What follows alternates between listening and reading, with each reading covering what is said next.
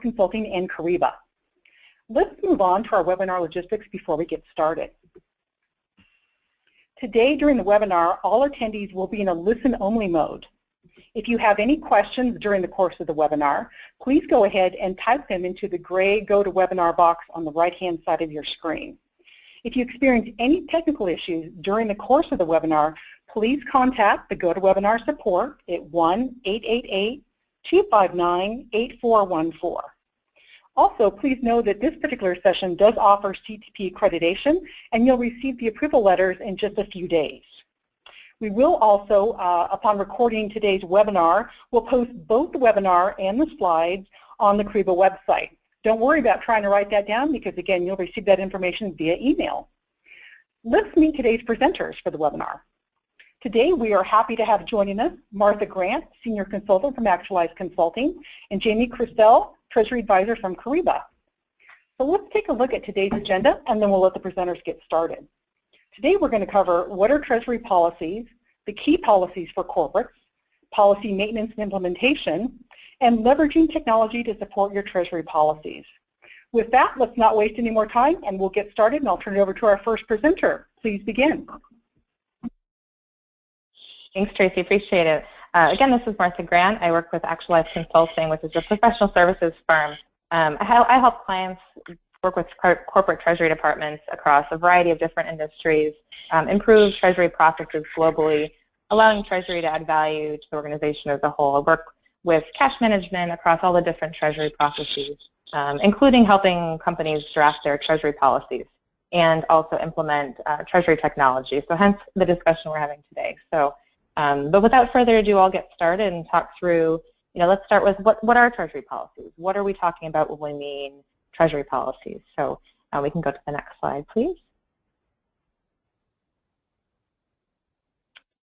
So before we get started on what treasury policies are, policies and procedural documents are often confused. A lot of my clients think that they have treasury policies in place, formal documents, but the documents that they have are actually more procedures or procedural documents, which you can probably imagine, and I'm sure you can picture, have screenshots in them, descriptions of how to log into different bank portals, calculate XYZ interest payment, where to pull the foreign exchange rates, kind of day-to-day, step-by-step procedures. But while these are very, very important documents to have for day-to-day operations for a Treasury Department, they're not Treasury policies.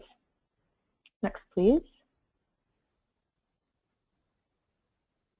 Treasury policies, rather, on the other side of things, are high-level strategic documents that spell out a company's risk tolerance, accountability and ownership, and the management of internal and external partnerships. Now, this is a good time for us to point out that I know we have a lot of listeners from a variety of different industries, ranging from smaller companies to large multinationals. And while the key best practices that we're going to speak to today apply across the board, the details of what you put in your individual policy will vary, understandably, depending on the complexity of your organization. So I'll point out some of these variances as I walk through the best practices. So talking through risk tolerance and strategy in a Treasury policy, your organizational tolerance will depend on the industry, your leadership team, your CFO's mindset and kind of thought of risk and what they're willing to accept, and a variety of other factors as well. And it's extremely important that everyone in your Treasury organization is on the same page regarding organizational risk tolerance and how it applies to impact each individual role, because it does impact each individual role and how people in Treasury manage their day-to-day jobs. So this is really one of the key benefits of a formal policy, to document and get everyone on the same page in terms of risk. Accountability and ownership. I'll speak to this a little bit later, but individual roles and responsibilities should be spelled out in a policy in terms of who is allowed to perform or approve certain transactions and the hierarchy of approval levels within Treasury. In terms of partnerships, what I mean by partnerships, as we all know, everyone on the phone knows, the Treasury must inevitably be interacting with and linking in with various other teams within a company, such as accounting for GL posting. You're talking to your accounts payable team, various business units for forecasting or payment issuance, And these are relationships that should be captured in a Treasury policy in order to ensure that the ownership of various tasks is documented and that controls are in place for any of those cross-functional processes or approvals. You can move to the next slide. Now moving into the logistics of policies here, best practice is that Treasury policies are formally documented, formally written out, and stored centrally. Now, I've seen clients that have handwritten policies in a notebook on someone's desk, which is great, but that's not what we're talking about here. We want to make sure that we go through the formal process to get the most out of the policies and to make sure all of our controls are in place. In addition to being formally documented and centrally stored, you need to have your policies approved by the board or senior Treasury managers, depending on your organization's hierarchy. This goes for both the first version, the first drafts of policies, and also any subsequent changes or updated versions, which will inevitably happen as regulations and other types of things cause changes in the policies. Move to the next slide. Now, why are policies important? Why should you care? Why are we listening? Maintaining written documentation of key policies and, just as importantly, communicating these policies to all of your Treasury organization and relevant employees helps the company control risk, establish and ensure best practice, and standardize strategy and processes globally. Now, there are many ways that formal policies help control risk, some of which I've spoken to already, such as documenting the links between Treasury and other departments and nailing down the ownership of tasks to make sure the appropriate individuals are providing approval and that nothing is falling through the cracks between those departments and between those cross-functional relationships. And similar to procedures, written documents, actually we can go back up, yeah. Similar to procedures, written documents protect you against the potential loss of knowledge when an individual leaves the company. We all know it's well and good if you think your team understands, and you know your team understands how to perform their individual role and that they know, quote unquote, what the company policy is. But if any of these individuals leaves, if any of your key employees leaves, and we all know Treasury departments are small, so one person leaving makes a big difference. It's not just from a tactical perspective, but also from a strategic big picture. We want to make sure that we all are on the same page. So having one person leave is a problem if you don't have those policies documented. In terms of best practice, policies also have to help to ensure best practices in place. Simply by sitting down and going through the process of drafting a policy, that tends to push companies to implement stronger controls, and it forces Treasury organizations to think through how they're currently operating and what controls and processes are currently in place. You know, it might push you and your team to reevaluate and potentially make positive changes to reduce risk. And along the same lines, standardization and uniformity is a benefit. Now, whether you're a small domestic company or a large multinational corporation, ensuring that uniformity across the board for things like investment risk tolerance or overall firm objectives is really crucial. Again, you know, I'm not talking about exact processes and procedures being the exact same in the U.S. versus Japan versus Asia versus Europe, but overall strategy and risk tolerance really should be largely the same, and that should be communicated, and policies are a great way to do that. We can move to the next slide. Yeah, the next one. Now, what are some of the key policies that a Treasury department should maintain?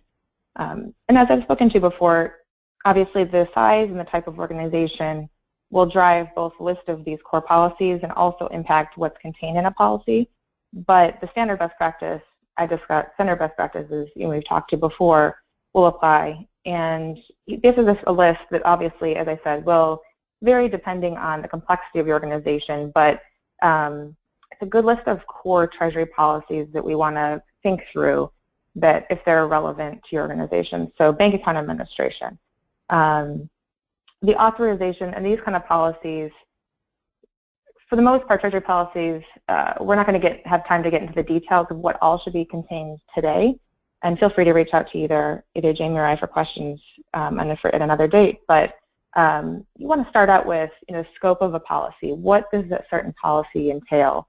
Are there such roles, highlighting a matrix of roles, of approval processes. Your treasurer, your CFO, your treasury analyst, what levels of approval should these people have? For certain policies, this could be a dollar amount. Other types of controls you're going to be wanting to weave through. So now to talk through some of these policies. So bank account administration. This policy will cover the authorization for who can open, close, or approve changes to bank accounts, who owns the management of bank accounts. Now, standard best practice has that being resting with the Treasury team and with the Treasury organization, but who within the Treasury team is allowed to make those changes, or what's the process of making sure individual company are automatically deauthorized from having access to global accounts. Debt management. Does your company issue bonds or commercial paper? How should this be managed by Treasury, and what sort of controls do you want to have around that? What sort of approval process? What vehicles, what types of instruments are allowed to be used? Similarly, with payments. Your payments policy should include a hierarchy of payments. Now the different payment types are preferred by different companies depending on their cost, security, and settlement time. For example, ACH versus wire versus check. Having a payment hierarchy in a policy will allow employees to make sure we're all on the same page, that if your Treasury Department is issuing payments, that should be something that's top of mind, that they have, your organization wants to use this payment method versus another. Short-term investments. This policy would include a list of acceptable types of securities that the organization deems acceptable, ranges for exposures to any given trading partner, which would also be included in a counterparty risk management policy. Those policies sometimes overlap. Foreign exchange. What's your foreign exchange strategy? What types of derivatives are allowed to be used? What percentage of a foreign exchange exposure is acceptable to hedge to you? Every CFO and board will have a different opinion on that, so that's something that you want to capture in your policy to ensure everyone's on the same page. Business continuity and disaster recovery. In the event of a business disruption, does your Treasury team know how to respond? Like, you may have larger company-wide business continuity and disaster recovery policies, but specific to Treasury, those policies really need to be in place. Those are big ones. And then Treasury technology. That's a link into Jamie's piece as well, but to help document how technology systems should be used and interact with one another in terms of Treasury. And on the next slide, some of the other policies to consider for more complex or unique organizations might include intercompany loan activity, in-house banking if you utilize an in-house bank structure, or sometimes additional investment policies for employee benefits. So in certain organizations, Treasury has more of an ownership and an active role in the investment management and the overall fiduciary responsibility for retirement plans. So sometimes you might need a longer-term investment policy or other types of individual policies to be associated with employee benefits. And on the next slide, once we have these policies in place, how do we maintain and implement them? You want to make sure that you are reviewing annually at least, or when any major changes are made to operating procedures. So if there's a restructuring in the organization, if you have something happening in broad economic environment, such as money market fund regulations or any of those such things that are going to impact your policy, that's the time where you want to sit down and review. And again, just to reiterate, any change should require board or senior Treasury approval. And then in terms of implementation, making sure to communicate with your employees, because it's great if the policies exist, but employees need to know not only that they exist, but where they are. And that's often, best practice around that is often on the intranet or some sort of central server that all of your employees know where to find these. And now with that, we've kind of talked through Treasury policies, and Jamie's going to talk through how technology can help us support these policies. Great, thank you. Thank you, Martha. Before I get started here, I'm just going to take a moment to introduce myself fairly quickly. So my name is Jamie Crystal. I'm a Treasury Advisor at Kyriba, and my role really sits somewhere in between our product team and our sales team, and I help out by providing system demonstrations and the value of utilizing the Kyriba Treasury Management software to Treasury and other finance and accounting teams. So let's talk about how we can leverage technology to support your Treasury policies. So as we all know, having a well-documented, approved, and regularly updated written guideline outlining these Treasury policies is a great start to defining anything from the board's appetite for risk or different or segregated roles and responsibilities to those Treasury objectives and the accountability and ownership over those objectives, as Martha's already taken us through. But technology can also help us manage and maintain and adhere to those formally documented Treasury policies. So let's talk about a few ways that a system can help us. First, to start with the basics. Technology can help us centralize and maintain sensitive information from that bank account information to the payment details or settlement information to our bank account balances and our detailed trading transactions. Because of the extremely sensitive nature of all of that information, a system really needs to be able to protect the information with robust security controls and maintain that data integrity, protecting us against fraud and access by unauthorized users, which could potentially result in material damage to the business, reputational risks, and even audit fines. So a system is able to collect and consolidate this sensitive information and is able to do so with improved security functionality to support that data and those Treasury controls that you have in place. It can do this in a number of different might include multiple firewalls within an application, encryption of sensitive information whenever possible. Obviously, we all know that we need to have encrypted data in place between two different systems or when we're transferring data between two different systems. But data should also be encrypted at rest whenever possible as well, again, protecting it against the access or being accessed by unauthorized users or individuals within our own company or outside of our company as well. Additionally, a system can help with application and data security from something as simple as strong password controls and authentication options. So this could be the utilization of virtual keypads. So our keystrokes can't be monitored, or dual factor authentication, which could be something like an SMS text message that can be sent from a system to a mobile device, to maybe a unique key or maybe a unique numeric code that can be sent to a fob, which can again help restrict who has access to all of our Treasury or all of our financial information within a system. So taking the system application and data security a bit further, technology can also help distinguish who has access to which information by creating those different user rights or access profiles, again, that Martha kind of talked about in the beginning here. So again, ensuring that there's that clear separation of duties and other policy-driven protections, not only restricting data to various users, but also to ensure that proper segregation of duties is being followed per your Treasury policies. So when you think about that from maybe a corporate entity perspective, which may have different subsidiaries or maybe different business units or partners within your organization, you really need to differentiate who has different functionality within a system or who has different access to what they can do within your organization, but also restricting access to certain data within a system as well. So an application can easily restrict who has visibility to certain data such as accounts or settlement or payment information, trading details, or various other functionalities within or structures within your organization. Examples, and Martha went through some of these as well, but from administering and adhering to those bank account administration policies. So a system can standardize the entire process or the entire workflow from signatory approval limits to corporate banking resolutions and authorities to providing a global process for requesting and executing bank account management updates, including EBAM, where any changes to those accounts or those signatories to those accounts is going through an approved step-by-step process from who is allowed to initiate those changes, who is approving those changes, and whether or not you're centralizing those approvals or not, maybe in your centralized Treasury department. Another example might be your payment workflow, from defining, again, who can initiate payments, what types of payments can be initiated, who's approving those, what different transaction types certain individuals can approve, dollar threshold limits, etc.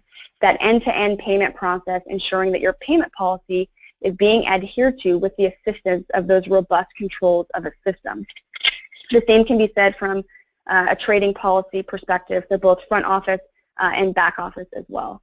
but the granular system access controls can allow specified administrators to determine who can access what functionality within the system, but also the specific data sets that can be accessed as well.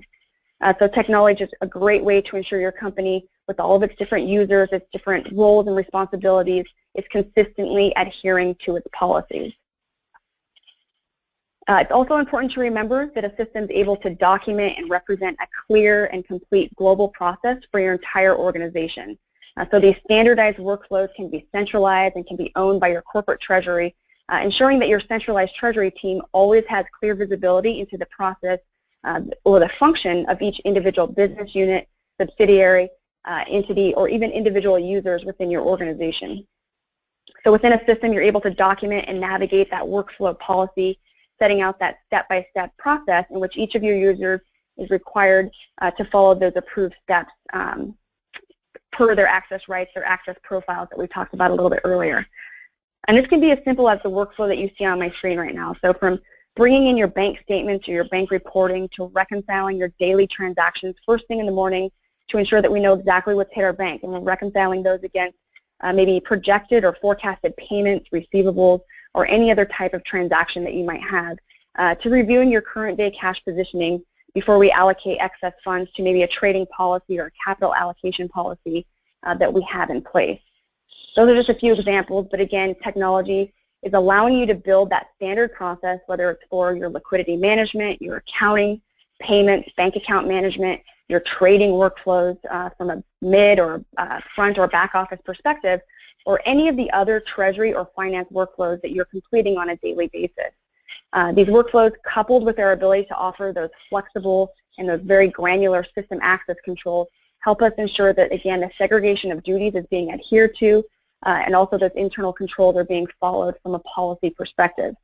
Another added benefit to being able to ensure that the policy is being followed, it also helps us increase efficiency and reduce errors by consolidating and aggregating data in an automated fashion. So no rekeying or copy-pasting into Excel, also reducing the time spent logging into multiple portals, and standardizing that user access and those user access profiles for all of those individuals within your organization within one system. Maybe helping to automate the generation of accounting entries, reducing the time it takes to close the books at month end, and then maybe finally reducing the amount of time spent preparing urgent reports and dashboards for management. But because the system is aggregating this data and it's doing most of the heavy lifting for you, it's taking all that onus off of you, all the manually intensive treasury operations, and putting all of that within a system. So we've also, we've already given some examples of this, but let's talk a little bit further about how technology enables internal governance. So for your internal policies, how can a system establish, help you comply, and really measure you against these policies? So just a few examples. We can, again, so separation of duties, we've talked about this multiple times, but establishing those different rules within the system. You can establish through various access profiles and workflows, from payments to reconciliations, etc. But also helping you to ensure that you comply with things like your trading policies, from limiting your trading activity to approved counterparties and transactions, to ensuring those activities are going through that front office and back office workflow, to restricting trading to certain trading limits, or ensuring certain counterparties or transactional risk exposure policies are being followed. From a measurement perspective, a system or technology can create and automate reporting around key performance indicators and metrics. This might include measuring the accuracy of your cash forecast to your bank actuals, making sure that it's within a predetermined threshold, or maybe measuring the effectiveness of your cash flow or your balance sheet hedging program, again, to make sure that you're within the guidelines that have been laid out by your FX risk, or maybe your hedging policy that's already been determined. And then lastly, systems and technology often include very robust and very automated audit functionality, which helps us in detecting any and also preventing any fraud, testing of those internal controls, monitoring compliance with maybe company policies, and then also government regulations, which takes me to my next slide here. So in terms of external governance or regulatory compliance, there's been a number of new regulations that have impacted corporate finance and treasury teams in the last couple of years. And I won't spend too much time here, but Again, regulatory compliance management can be an ongoing challenge for many businesses. So as new laws and new regulations are enacted, the requirements continue to challenge boards and Treasury departments to greater levels of transparency and accounting requirements, reporting requirements, and even new payment formats, for instance, in the case of SEPA. Additional examples might include FBAR reporting requirements, Basel III, and so on. But basically, that increased accountability and those increased accountability standards and the exposure to liability mean that we're needed to ensure that the corporate governance standards are strictly adhered to and robust systems are in place to help with that compliance management. And lastly, before we wrap up, a system can really assist you with taking your treasury from this bottom level of the value creation hierarchy to more of a strategic partner within your organization by hopefully increasing your level of productivity, allowing a system to do much of the heavy lifting for you, from streamlining maybe the automation of reporting to reducing the amount of repetitive tasks that you guys are doing on a daily basis, but leveraging technology to consolidate that meaningful information for you very quickly. The value here, again, is getting you away from that manual keying of information and the creation of that reporting to you're doing more value add or maybe some more strategic analysis of the information that you're getting out of a system. And again, once you're able to free yourself from some of those extremely manual or repetitive tasks by leveraging technology, you'll be able to build that strategic value through your business partnerships by offering insight and analysis from what you're able to generate from your system or other technology that you're currently utilizing. Adding that value through maybe different programs or different models, including maybe new capital allocation structures or risk management insight, maybe creating supplier or customer finance programs to increase your liquidity, or maybe better or new business intelligence. Again, the goal is taking your treasury from that tactical member of the corporate finance team to evolving into a more strategic internal business partner to deliver that corporate value by leveraging the technology to add that meaningful insight and that meaningful analysis that you can get out of a system or other technology that you're utilizing. So with that, I will hand it back over to Tracy and Ellie. Great. Thank you, Jamie. First of all, I'd like to thank everyone for taking the time to join us on today's webinar journey. We appreciate your time. We hope this topic has been helpful for you. As you can see on the screen, we actually have some information that may help you as a follow-up to today's topic. A guide that we did with AFP, which is Business Continuity Planning, Why Treasury Needs a Plan B. That's available on the Kyriba website. And again, don't worry about trying to write down the link. We will send that to you in the follow-up that you'll receive shortly after today's webinar. So again, thank you to all of our participants for taking the time to spend with us today, and I would like to send a big thank you to Martha Grand from Actualize Consulting and Jamie Christelle from Kyriba. We appreciate your time, and we appreciate the fact that you were sharing your expertise with us today. So thank you both very much, and we wish everyone a wonderful afternoon. Thank you.